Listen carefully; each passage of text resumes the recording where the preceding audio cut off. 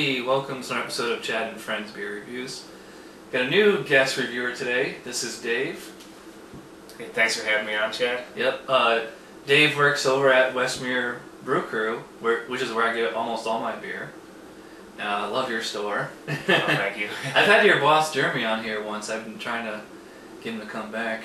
Yeah, I've seen that one before you guys did the pumpkin ale. Yeah. It's funny though, is that we're reviewing a beer today that we cannot get at your store. This is New Belgium Fat Tire. New Belgium's out of Fort Collins, Colorado. Oh, I didn't even realize this. It's kind of like Southern Tier where they tell you like even what kind of glass and the temperature and all that stuff to serve it at. Before we start, I just wanted to kind of get your take on like, obviously you're pretty big into beer, like what's your favorite kind of style or types or anything like that? Well, like Chad said, I work at Westmere. I've been there about 2 years, and working at a beer store kind of allowed me to gain a little more knowledge than I would have before. But my favorite beer style, I tend to go for bigger beers, darker beers. Anything from like Russian Imperial Stouts. I think Stone Russian Imperial Stout's a great one. I really like Old Rasputin. And I really like the Belgian, the quads and dark ales, like let's say St. Bernard's ep232, Chimay Blue. Those are amazing beers to me. So I'm not as much as a hophead, but recently I've been appreciating more IPAs, mainly Dogfish, because they're more well balanced than compared to the West Coast IPAs. And you're a regular at Moher's, right? Yes, We've mentioned Moher's a few times. How many are you up to on your beer tour?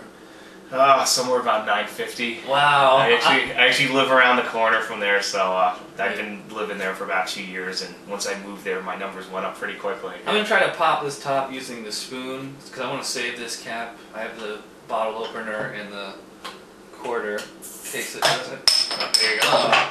That came off good. How would you describe that color? I mean, I guess that is amber. It's like that honey orange amber color. That's exactly what I was going to say. Orange, really like a light amber, not a dark amber. Definitely not red at all. I know this is categorized as like an American red amber, according to Beer Advocate. Right. So neither of us got much head on there, and I got a pretty aggressive pour.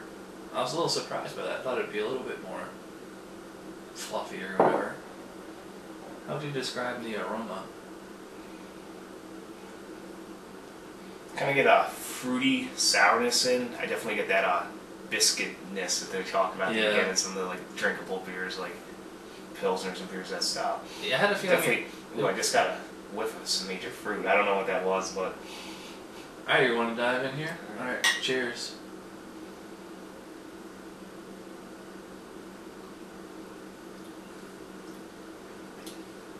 I do get that fruit you were talking about. And it is, I would call this like kind of like a Belgian light. Obviously it's an Americanized Belgian. I thought it was going to be more hoppy than this. Yeah, I'm not getting a lot of hops. I do get like in like the mouthful that the biscuitness that they're talking about. Yeah. And then I get a fruity finish. Kind of a tinge of like sourness going on in there. Yeah. I guess that would make it like a little more quenching, thirst quenching on a hot day in the summer. Yeah, this is refreshing. I would definitely say that's true.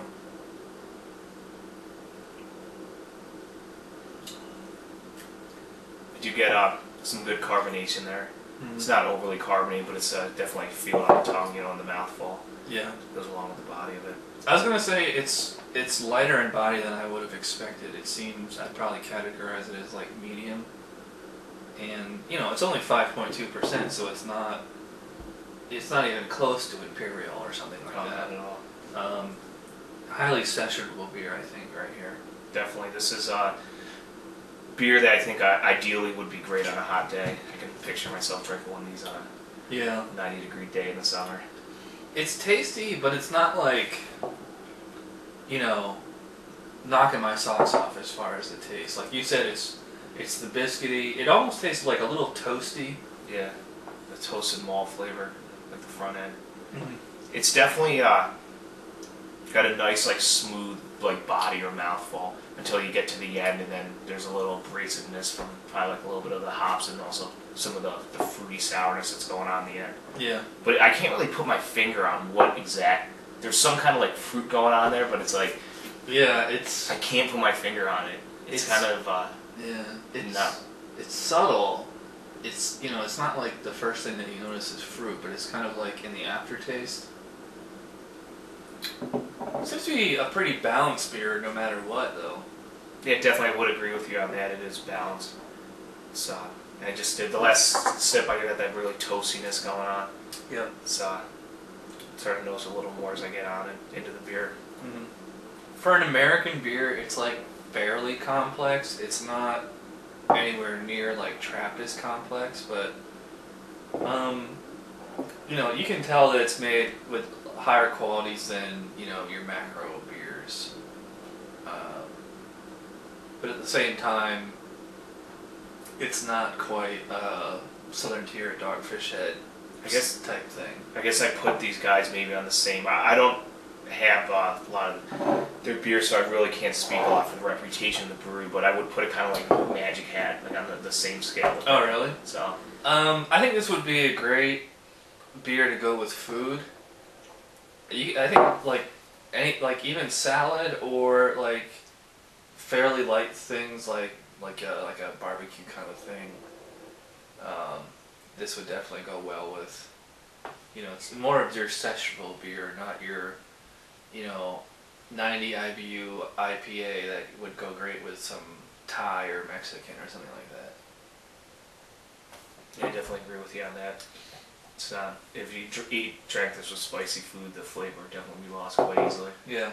Just to kind of wrap up here, I definitely would say I like this beer, but again, I'm not, blown away by it or whatever. And I'm glad that I got to try it just because this beer has, is so talked about, and it's also the fact that we can't get it here, so it makes it, I don't want to say forbidden fruit, but something like that, just because you can't get it, it's just supply and demand.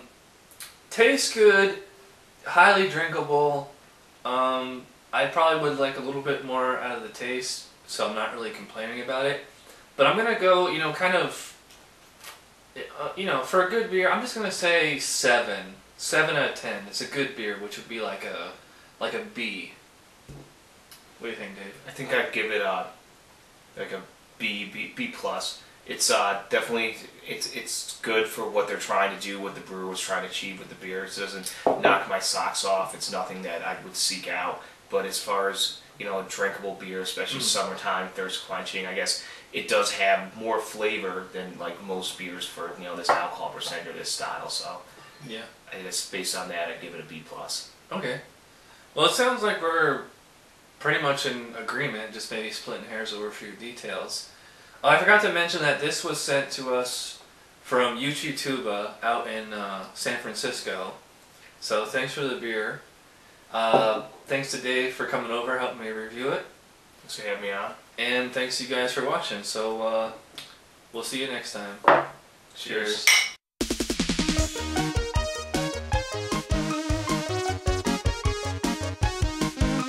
Somebody brewed it, Chad just reviewed it. Thanks for watching Chad's Beer Reviews. Trust me, the next episode will be a lot better.